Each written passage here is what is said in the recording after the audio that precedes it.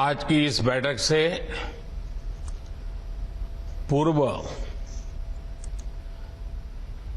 कुछ दिन पहले हरियाणा में स्थानीय स्वराज के प्रतिनिधियों से बातचीत करने का मुझे अवसर मिला था। आज आप सभी प्रतिनिधि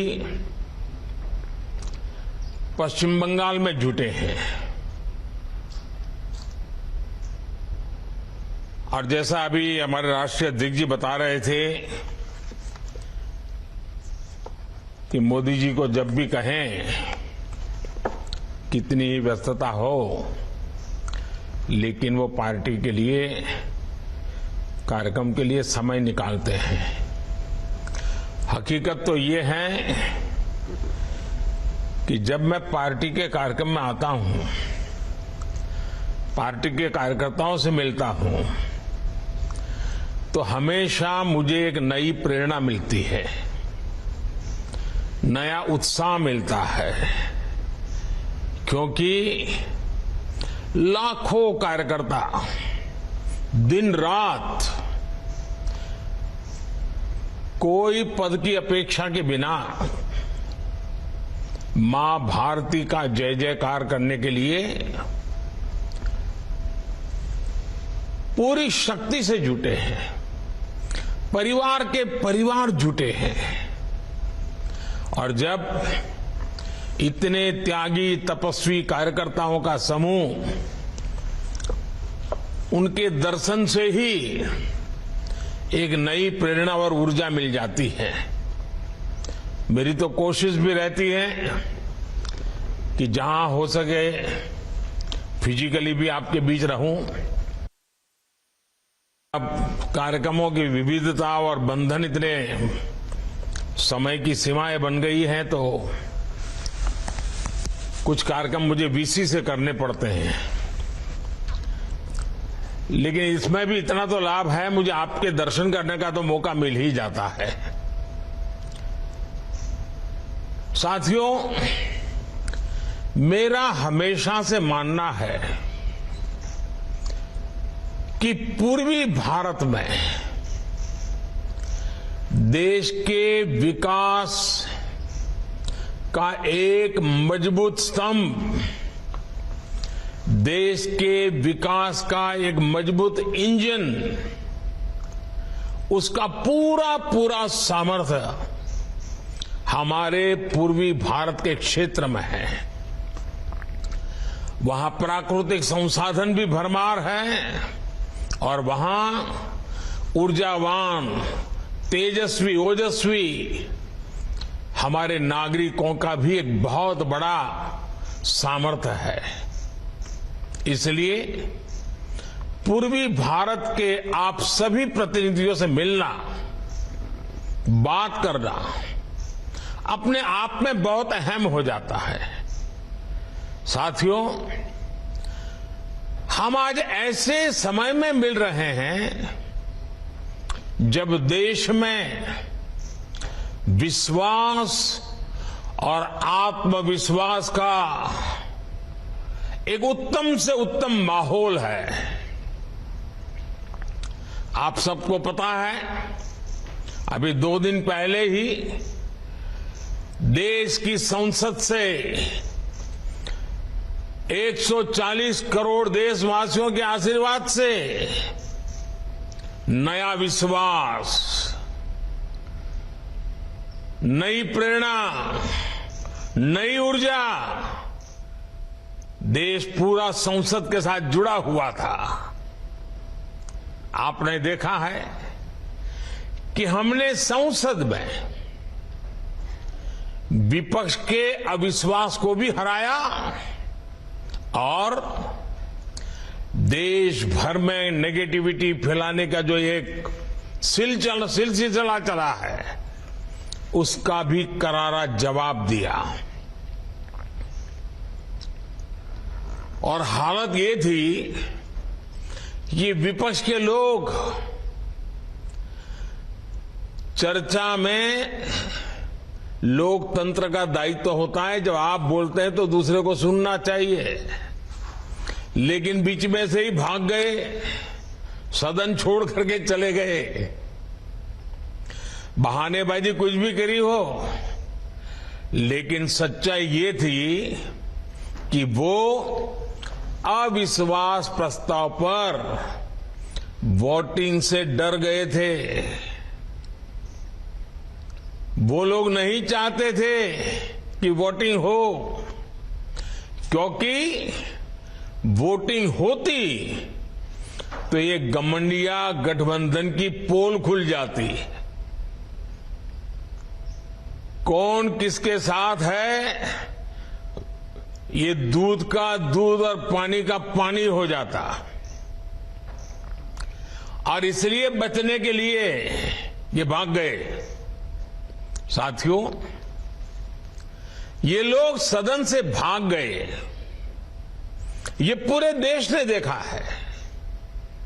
लेकिन ये बहुत ही दुखद है कि इन लोगों ने मणिपुर के लोगों के साथ इतना बड़ा विश्वासघात किया। सत्र प्रारंभ होने से पहले देश के गृह मंत्री, उन्होंने इन राजनीतिक दलों से चिट्ठी लिख करके कहा था कि वो तत्काल मणिपुर की चर्चा करना चाहते हैं और अकेले मणिपुर पर विशद चर्चा होए जरूरी है। इतने संवेदनशील विषय पर पक्ष विपक्ष में विस्तार से बात होती तो जरूर मणिपुर के लोगों को भी मरहम लगता और समस्या के समाधान के लिए नए नए कुछ रास्ते भी निकल आते। लेकिन ये लोग मणिपुर पर चर्चा नहीं चाहते थे, क्योंकि उनको मालूम था कि मणिपुर का सच सबसे ज्यादा उनको चुभने वाला है। उनको मणिपुर के नागरिकों की, उनके दुख दर्द की पीड़ा नहीं थी, परवाह भी नहीं थी। उनके लिए उनकी राजनीति, देश से बड़ा दल, वो नहीं चाहते थे मणिपुर। और इसलिए क्या किया, मणिपुर की चर्चा तो टाल दी, अविश्वास प्रस्ताव ला करके राजनीतिक बहस को ही उन्होंने प्राथमिकता दी। राजनीतिक मुद्दों को लेकर के ही सदन का 3 दिन में विपक्ष में बैठे हुए साथी अपना स्कोर करने की कोशिश कर रहे थे। और उन्होंने इतने सारे विषय उठाए, इतने सारे उठाए और तरह तरह के अनर्गल आरोप लगाए, सिर पैर बीने की बातें की। क्यों? क्योंकि मणिपुर का विषय किनारे हो जाए। साथियों, ये सदन में भले ही व्यवधान डाल लें, लेकिन हम सभी भारतीय जनता पार्टी के कार्यकर्ताओं ने, हम सभी भारतीय जनता पार्टी के जनप्रतिनिधियों ने जनता के बीच जाकर के सच्चाई और उसको बहुत बारीकी से, सच्चाई के हर पहलू से तैयार होकर के लोगों के पास जाना ही जाना है। साथियों, आप सभी भारत के लोकतंत्र की एक बड़ी मजबूत इकाई, एक मजबूत कड़ी, उसका नेतृत्व कर रहे हैं। जिला परिषद का अध्यक्ष राज्य के कैबिनेट मिनिस्टर से भी ज्यादा ताकत रखता है, राज्य के कैबिनेट मिनिस्टर से भी ज्यादा काम कर सकता है। भाजपा के कार्यकर्ता के तौर पर भी आप अपने जिले में, राज्य में पार्टी की नींव मजबूत करने में भी अपने काम के जरिए, अपने व्यवहार के जरिए, पद पर रहते हुए भी घमंड के बिना काम करते हुए आज आप लोगों का दिल जीत रहे हैं और इसके लिए बार बार लोग भाजपा पर विश्वास जता रहा है। साथियों, इसके लिए हमारे दाएं बाएं जो हमारे कार्यकर्ता खड़े हैं, हमारे आगे पीछे हमारा जो नेतृत्व खड़ा है,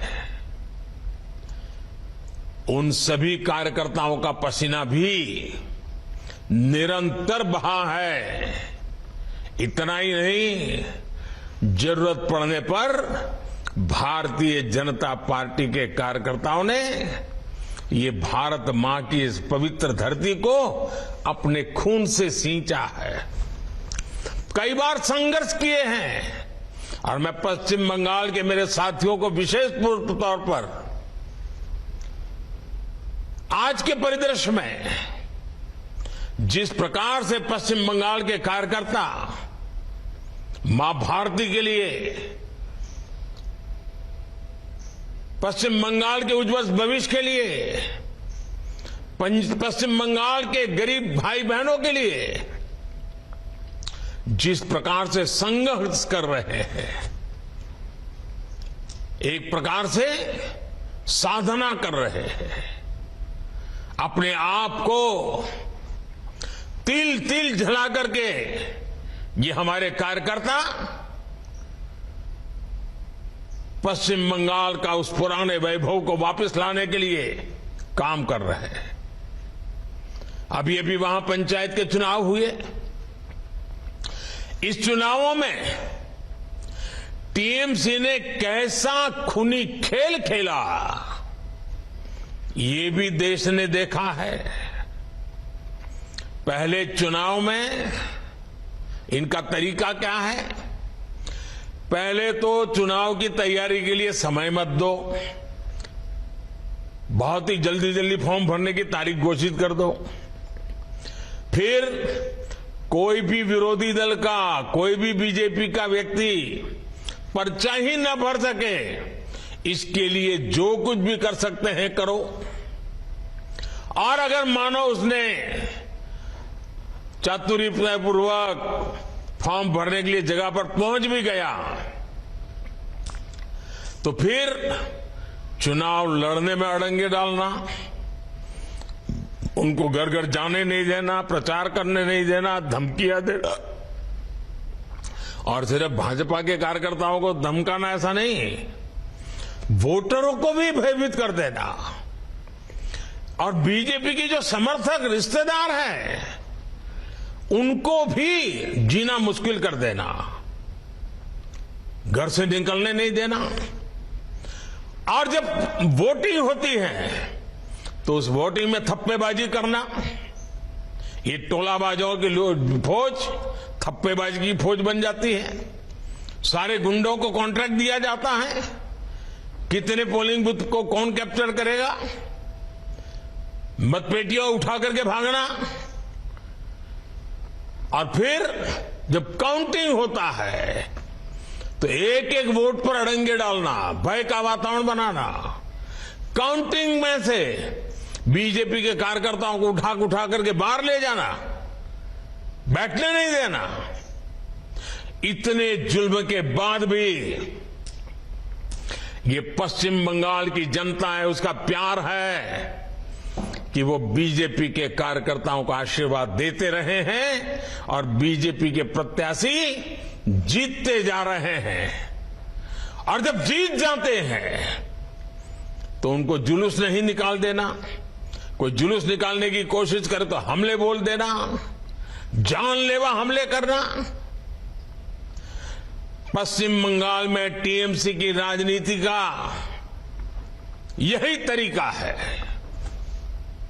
वहां हमारी बहनों को, हमारे आदिवासी भाई बहनों को कैसे प्रताड़ित किया जाता है, ये हम भली भांति जानते हैं। इन हालातों में भी भाजपा के जो प्रतिनिधि जीत करके आए हैं, मैं उन्हें और आप सभी को बहुत बहुत बधाई देता हूं। जो लोग लोकतंत्र के चैंपियन बनते हैं,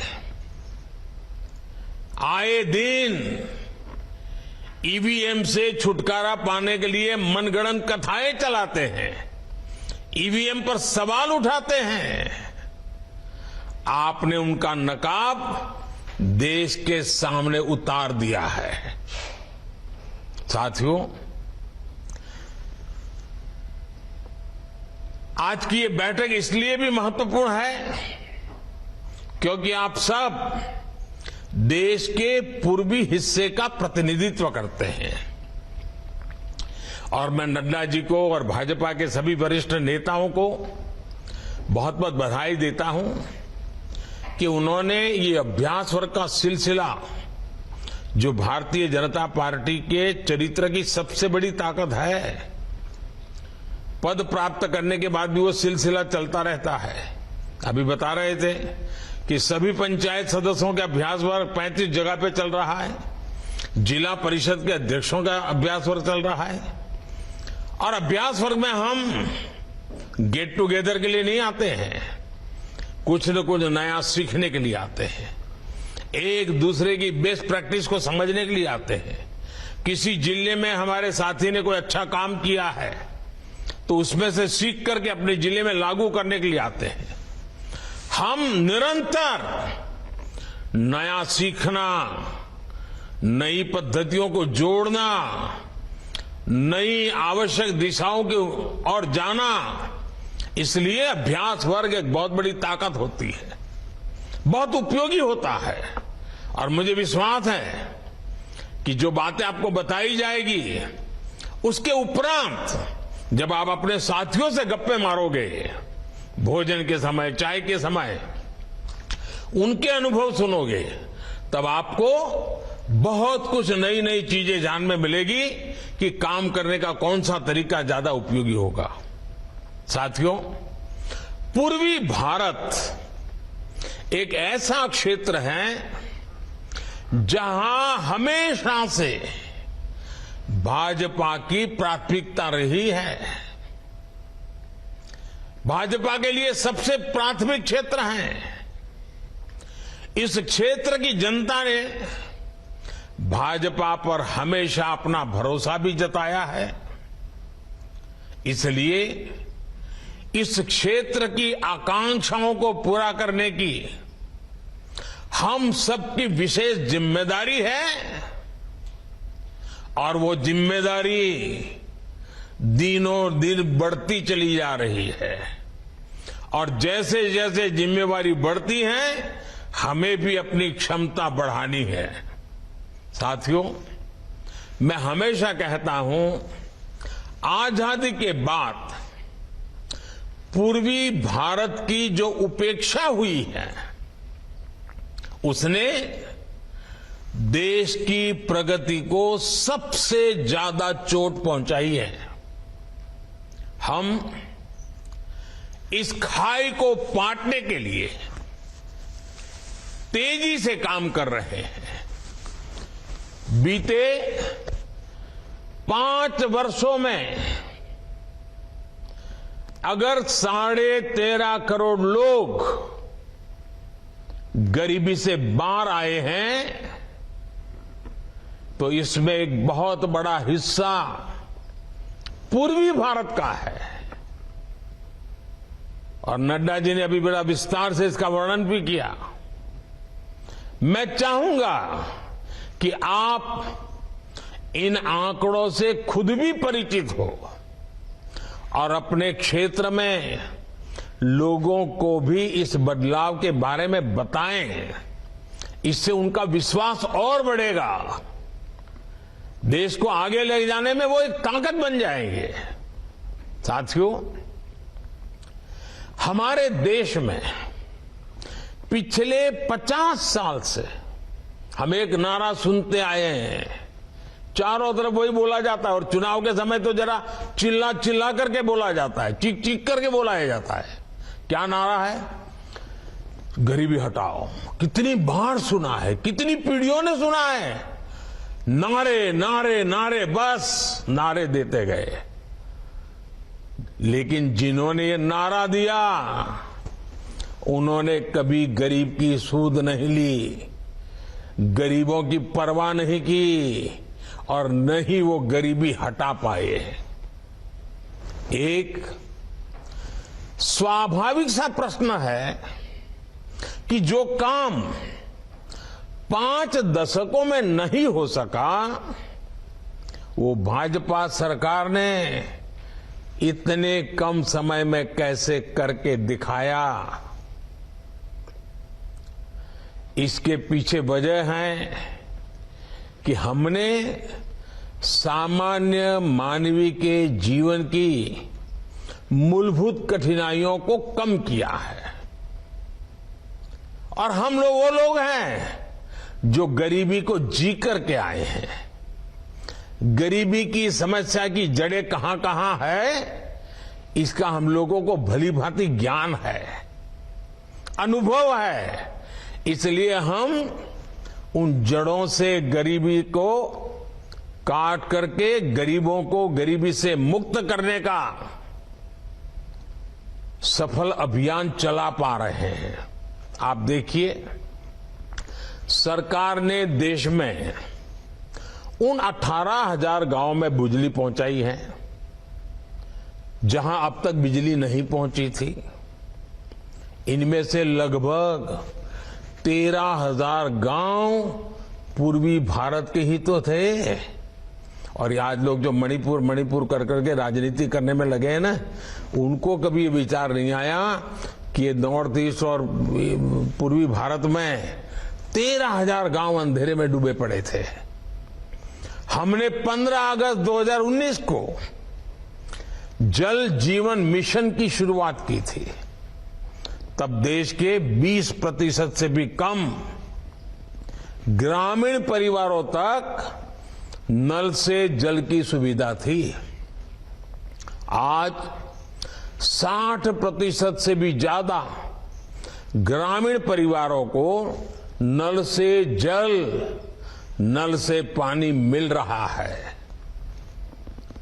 आपसे कई लोग ये जानकर हैरान रह जाएंगे कि मिजोरम जैसे राज्य में 4 साल पहले तक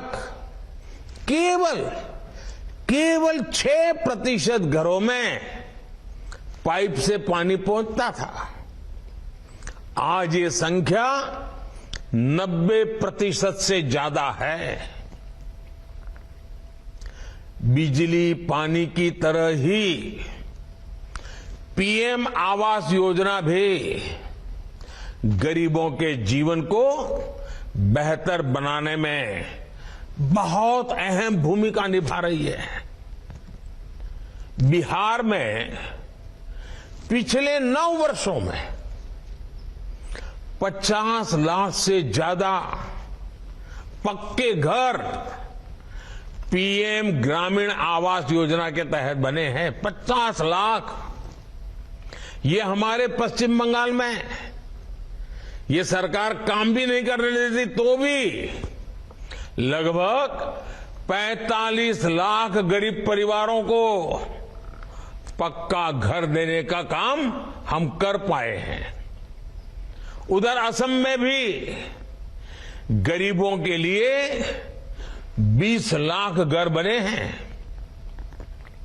इन योजनाओं से गरीब की ताकत बढ़ी है,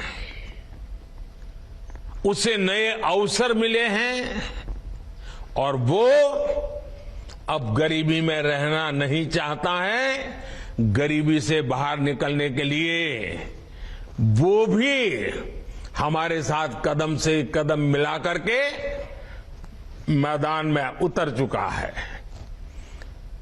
देश ने अब ऐसी सभी योजनाओं के सैचुरेशन का टारगेट रखा है।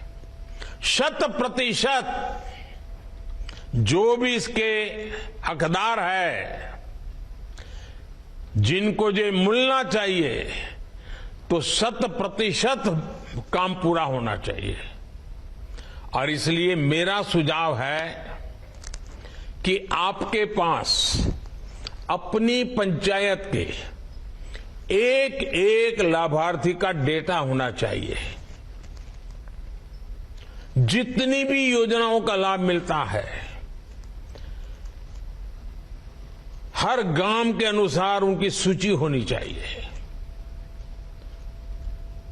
उन्हें इन योजनाओं से जोड़ने के लिए आपको समय सीमा तय करके काम करने की जरूरत है।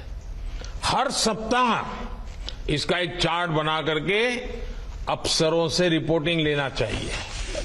डिटेल में उनसे जानकारी लेनी चाहिए। बताओ भाई, ये योजना इस हफ्ते कहां पहुंची, ये योजना इस हफ्ते कहां पहुंची, फलानी तहसील में क्यों कम रह गए, फलाने गांव में क्यों कुछ नहीं हुआ।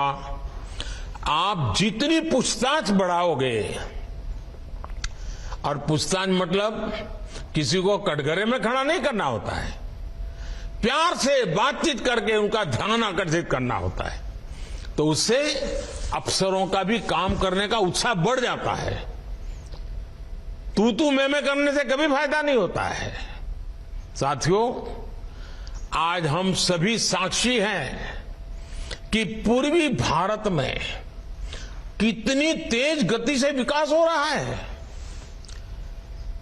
बेहतर स्वास्थ्य सुविधाओं के लिए असम के गुवाहाटी से लेकर पश्चिम बंगाल के कल्याणी तक, झारखंड देवघर से लेकर के बिहार में दरभंगा तक, इस प्लानिंग के साथ नए नए एम्स खोले गए हैं ताकि लोगों को इलाज के लिए सैकड़ों किलोमीटर दूर न जाना पड़े। पिछले 9 वर्षों में बिहार, झारखंड, पश्चिम बंगाल और उड़ीसा को 31 मेडिकल कॉलेज भी मिली हैं। नॉर्थ ईस्ट से भी मेडिकल कॉलेज की संख्या बढ़कर 2 गुनी हो गई है। इसी तरह शिक्षा के क्षेत्र में भी पश्चिम बंगाल के कल्याणी में, बिहार के भागलपुर में और झारखंड के रांची में ट्रिपल आईटी खोला गया है। त्रिपुरा के अगरतला और मणिपुर के सेनापति में भी ट्रिपल आईटी खुला है। उड़ीसा और बिहार को आईआईएम संबलपुर और आईआईएम बोधगया जैसे संस्थान मिले हैं। झारखंड के धनबाद में आईआईटी की भी स्थापना हुई है।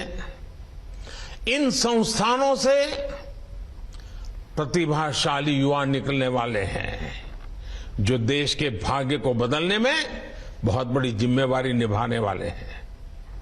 उन्हें रोजगार और आसानी से मिलने वाले हैं और इसमें पूर्वी भारत का औद्योगिक विकास भी बड़ी भूमिका निभाएगा।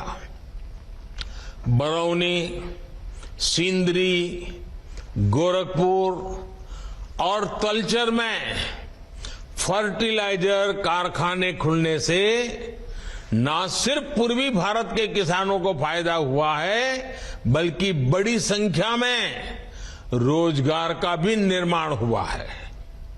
भाई और बहनों, पूर्वी भारत की अपार खनिज संपदा को पहले की सरकारों ने लूट का जरिया बनाया हुआ था। हमने इस संपदा को औद्योगिक संभावनाओं से जोड़ने के लिए इंफ्रास्ट्रक्चर पर अभूतपूर्व काम किया है। पूर्वी और पूर्वोत्तर राज्यों में करीब 2 लाख करोड़ के 150 से ज्यादा प्रोजेक्ट पूरे किए जा चुके हैं।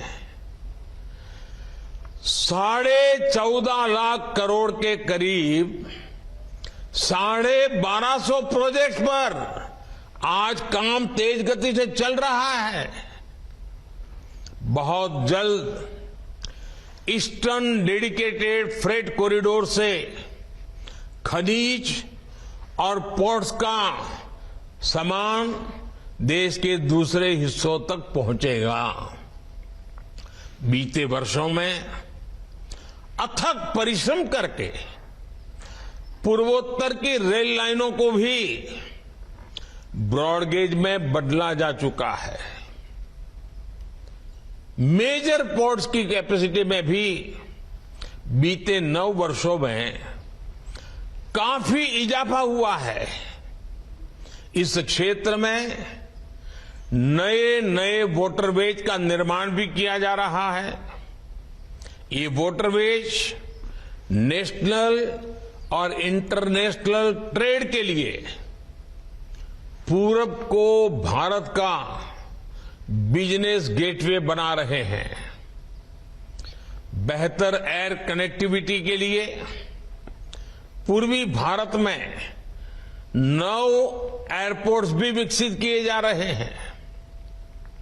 आप कल्पना कर सकते हैं कितना बड़ा देश का पूर्वी हिस्सा कितने बड़े ट्रांसफॉर्मेशन का गवाह बनने जा रहा है। साथियों, आज दुनिया तेजी से बदल रही है। गांव शहर के बीच की दूरियां तेजी से खत्म हो रही है। आज जो लोकल है उसकी डिमांड ग्लोबल है। इसलिए वोकल फॉर लोकल जैसे अभियान के साथ देश ने 1 डिस्ट्रिक्ट 1 प्रोडक्ट योजना को लॉन्च किया। आपके जिले की जो खासियत है उसे बेहतर प्रोडक्ट के रूप में मार्केट तक लाने के लिए पंचायतों की एक बहुत बड़ी भूमिका हो सकती है। इसमें जिले से लेकर देश तक आर्थिक विकास के अनंत अवसर जुड़े हैं। आप प्रयास करिए कि छोटे छोटे कामगारों को, उद्योगों को बाजार से जोड़ा जा सके, वो जैम पोर्टल से जुड़ सके। और मैं तो आप सबसे भी आग्रह करूंगा, आपकी जिला परिषद, आपकी जिला पंचायत वो जल्द से जल्द जैम पोर्टल से जुड़ जानी चाहिए। आपकी जिला पंचायत में जो भी खरीदना है वो जैम पोर्टल से खरीदना चाहिए। पैसे भी बचेंगे, भ्रष्टाचार जाएगा और अच्छी क्वालिटी का निर्णय आप आसानी से कर सकते हैं। साथियों, लोकल प्रोडक्ट की सफलता के लिए आज ग्लोबली जीआई टैग की चर्चा होती है। कौन सी चीज जीआई टैग है? अगर जीआई टैग है तो उसका अपने आप एक बहुत बड़ा मार्केट बन जाता है। हमारे पूर्वी भारत के पास ऐसी अनेक प्रोडक्ट है जिसे हमें प्रमोट करने की जरूरत है। और इसलिए हमारे यहां की ऐसी विशेष चीजें हैं, उनको जीआई टैग कैसे मिले, आपके अफसरों को लगाइए कि ऐसी चीजें खोजे, जीआई टैग के लिए कैसे करना होता है, सब उनको बताया जाए। आज कई सारे पारंपरिक हुनर उपेक्षा के कारण, बाजार न मिलने के कारण लुप्त हो रहे हैं। इन्हें बचाने में पंचायतें सबसे प्रभावी भूमिका निभा सकती हैं। आपके क्षेत्र में स्किल इंडिया मिशन एक मुहिम बने, कारीगरों को ट्रेनिंग और सर्टिफिकेट मिले, इसके लिए रोड मैप बनाकर काम करिए। साथियों, आज देश में हमारी बहनों के 80 लाख से भी ज्यादा स्वयं सहायता समूह काम कर रहे हैं। करीब 10 करोड़ महिलाएं इन समूहों से जुड़ी हुई हैं। आज जिला स्तर पर इनका संघ बनाने में पहल करें, इनकी हर जरूरत आप पूरी करें। आप जहां भी प्रवास करें जिले में, और मैं मानता हूं कम से कम सप्ताह में 3 दिन आपको प्रवास करना चाहिए, कम से कम 2 रात जिले के किसी न किसी स्थान पर आपको रुकना चाहिए। और वहां जब जाए तो ये महिलाओं से जरूर मीटिंग करनी चाहिए, उनके काम को समझना चाहिए। साथियों, महिलाएं मुद्रा लोन जैसी योजनाओं का लाभ लेकर आगे बढ़ें, इसमें भी आप अहम भूमिका निभा सकते हैं। आपको ये भी टारगेट सेट करना चाहिए कि हम हमारी पंचायत को पावर कंज्यूमर की जगह पावर प्रोड्यूसर बनाएंगे, निर्माता बनाएंगे। वो सिर्फ खरीदार नहीं होगा। साथियों, बिना धुएं के ईंधन का इस्तेमाल हो, बिजली के लिए हर जगह पे एलईडी बल्ब ही प्रयोग किए जाए, इसका आपका पूरा मॉनिटरिंग होना चाहिए। खेतों में लोगों, और मैं तो कहता हूं नॉर्थ ईस्ट जो है ना, वो हिंदुस्तान का ऑर्गेनिक कैपिटल है मेरे हिसाब से। उसको और मजबूत बनाना है। केमिकल खेती की जगह किसान ऑर्गेनिक और नेचुरल खेती से जुड़े। किसान सिंचाई के लिए पर ड्रॉप मोर क्रॉप की तकनीक से जुड़े। जल संरक्षण के लिए घर और खेतों में इंतजाम हो। सूखे तालाबों, सरोवरों को पुनर्जीवित किया जाए।